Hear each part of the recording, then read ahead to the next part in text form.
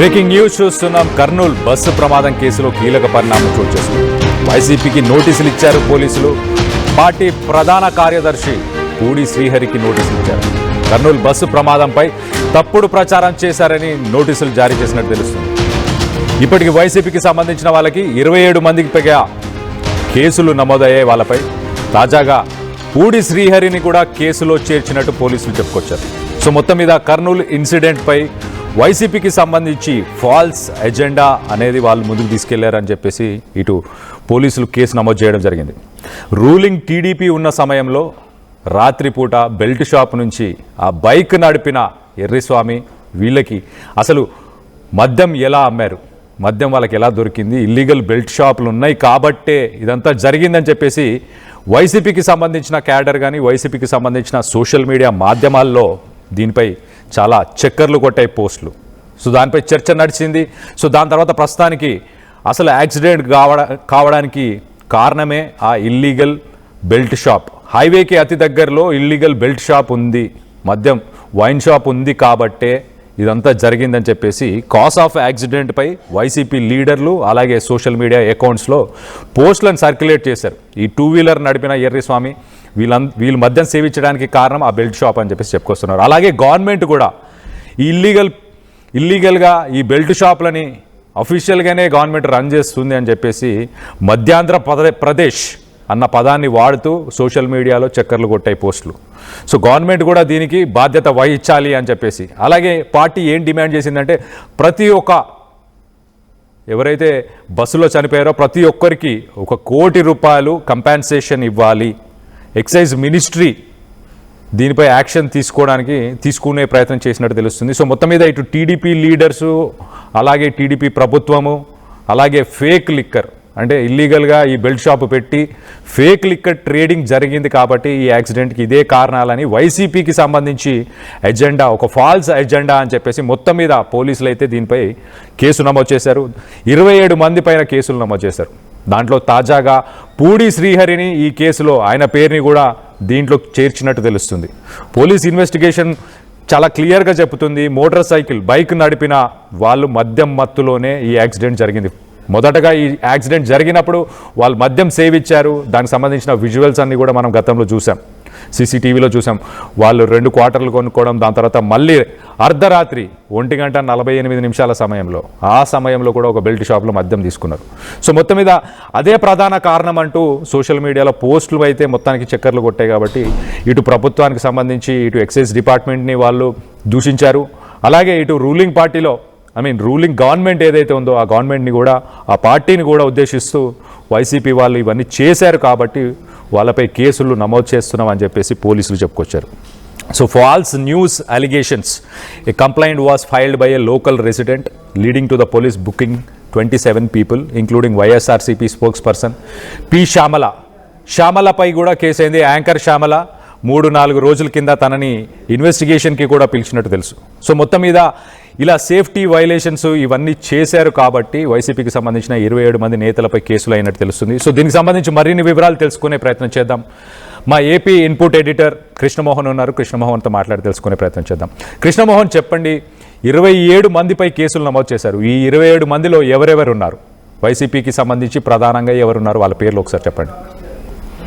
Basic గా ఈ కేసుకు సంబంధించి ఏదైతే కర్నూలు బస్సు యాక్సిడెంట్ అయిందో ఆ బస్సుకు సంబంధించిన యాక్సిడెంట్ అయిన కేసులో ఎవరైతే నిందితులు మద్యం సేవించారో ఆ మద్యం సేవించిన దగ్గర ఒకటి గవర్నమెంట్ షాపుల్లో మద్యం సేవించారు, రెండవది ప్రైవేట్ అంటే ప్రైవేట్ గా అమ్మే మద్యం షాపుల్లో కూడా లిక్కర్ సేవించారనేది జనసేన నాయకులు మాట్లాడిన పరిస్థితి. దానికి సంబంధించిన కొంత సీసీ ఫుటేజ్ కూడా క్లియర్ గా మెన్షన్ చేశారు.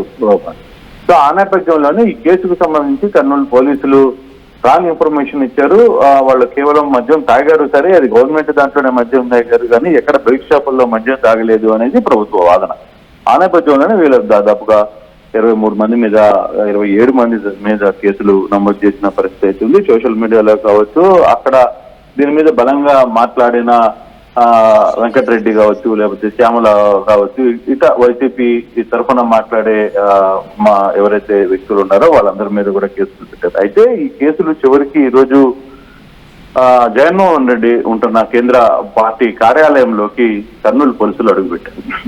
గవర్నమెంట్ మారిన తర్వాత ఈ 18 నెలల తర్వాత మొదటిసారి పోలీసులు జగన్మోహన్ రెడ్డి అధికార పార్టీ కార్యాలయం, అంటే ఇప్పుడు అధికార పార్టీ కార్యాలయం ఇల్లు రెండు ఒకటే కాబట్టి అక్కడికి చేరుకునే ప్రయత్నం చేశారు. అక్కడ పార్టీ వ్యవహారాలు చూస్తున్నారు. ఆయన జనరల్ సెక్రటరీగా ఉన్న శ్రీహరిని కూడా కలిసి శ్రీహరికి నోటీసులు ఇచ్చి ప్రయత్నం అయితే చేశారు. మీరు పలానా రోజు రావాలని చెప్పి డిక్లేర్ చేశారు. అయితే ఇప్పటి వరకు దీన్ని కొంత పార్టీ సీరియస్ గా తీసుకున్నట్టుగా ఉంది. ఎందుకంటే పార్టీ కార్యాలయంలోకి పోలీసులు రావడం, అందులో తమ పార్టీ జనరల్ సెక్రటరీగా ఉన్న శ్రీహరి మీడియా ఇన్ఛార్జ్ కూడా ఉన్నాడు. ఆయన మీడియా తన ద్వారానే వ్యవహారానంతా నడిపించారనేది పోలీసుల అభియోగం. ఆ నేపథ్యంలోనే ఈరోజు శ్రీహరికి కూడా నోటీసులు ఇచ్చారు. ఇప్పటికే వెంకటరెడ్డికి కావచ్చు, శ్యామరాకు కావచ్చు, వాళ్ళందరికీ నోటీసులు ఇచ్చి పిలిపించారు. వాళ్ళందరూ కూడా కర్నూలులో స్టేషన్ ముందు వచ్చారు. వాళ్ళు విచారణ కూడా హాజరయ్యారు. అయితే ఇప్పుడు శ్రీహరి ఎప్పుడు హాజరవుతారు అనేది చూడాలి. దానికి సంబంధించి ఇంటర్నల్ గా ఏం జరిగింది అనేది కొంచెం సమాచారం అయితే రావాల్సిన పరిస్థితి ఉంది. కాబట్టి ఇప్పటి వరకు జరుగుతున్న వ్యవహారంలో ఇప్పటికీ పోలీసులు కొంచెం సీరియస్ గానే కేసును తీసుకున్నట్టుగా కనబడుతుంది. చాలా వరకు ఎక్కడికక్కడ ఈ కేసుకు సంబంధించిన వాళ్ళందరి మీద కూడా అరెస్టులు జరుగుతున్నాయి. కొంత మీడియా వాళ్ళ మీద కూడా దీనికి సంబంధించి నోటీసులు కూడా ఇచ్చిన పరిస్థితి అయితే ఉంది. మరి ఓవరాల్ గా ఈ కేసు ముందు ఎటువంటి మలుపులు జరుగుతుందని కూడా చూడాల్సిన పరిస్థితి అయితే ఉంది. అయితే కృష్ణమోహన్, వైసీపీకి సంబంధించిన నేతలు కానీ ఎవరైనా దీనిపై స్పందించారా? అసలు ఈ ఫేక్ న్యూస్ని స్ప్రెడ్ చేశారని పోలీసులు ఆరోపిస్తున్నారు కదా, దానిపై వైసీపీ నేతలు ఏమైనా స్పందించారా? ఈ కేసుకు సంబంధించి నిన్న కర్నూలులో శ్యామల మాట్లాడారు, వెంకటరెడ్డి మాట్లాడారు. మాకున్న సమాచారాన్ని మేము క్లియర్ గా ముందుగా పెట్టాం. అయితే అప్పటికప్పుడు మళ్ళీ ఆ బెల్ట్ షాపుల్ని ప్రభుత్వం చేతిలో ఉంది కాబట్టి బెల్ట్ షాపుల్ని ఎత్తేసారని కూడా మాట్లాడిన పరిస్థితి ఉంది. వైకాపా నేతలు దీని మీద సీరియస్ గానే మాట్లాడుతున్నారు. ఆ రోజు జరిగిన సంఘటన కారణం బెల్ట్ షాపులా లేకపోతే మద్యం గవర్నమెంట్, అంటే వాస్తవంగా అయితే ఆ రోజు మద్యం సేవించింది అనేది మాట వాస్తవం. అయితే ఫర్దర్ గా జరుగుతున్న ఆహారంలో మాత్రం ఎటువంటి సినారియో ఉంది. ఇప్పుడు గవర్నమెంట్ దీనికి ఏ విధంగా ముందుకు వెళ్తుంది, అయితే దీని మీద రోజు వైకాపా నేతలు, వైకాపా శ్రేణులు మాత్రం కొంత ఆర్గ్యుమెంట్ చేస్తూనే కొంత దాని మీద స్పందించే ప్రయత్నం అయితే చేస్తున్నారు. అయితే ఇది ఎంత దూరం ముందుకు వెళ్తుంది, ఓన్లీ నోటీసుల వరకు పరిమితం అవుతాయా, అరెస్టులు అవుతాయా అనేది కూడా చూడాల్సిన పరిస్థితి ఉంది. కళ్యాణ్.